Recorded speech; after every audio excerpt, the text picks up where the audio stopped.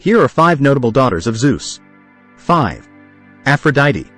Aphrodite was the goddess of love, beauty, and desire. While her origins varied across different myths, she was sometimes considered the daughter of Zeus and Dione. 4. Helen of Troy.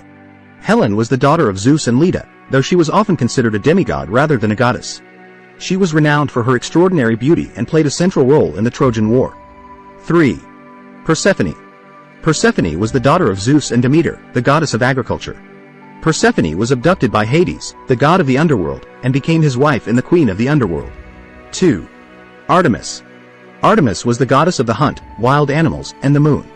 She was the twin sister of Apollo and was born to Zeus and Leto. Artemis was a skilled archer and protector of nature. 1. Athena. Athena was the goddess of wisdom, warfare, and strategic intelligence. She was born fully grown and armored from Zeus' head after he swallowed her mother, Medes.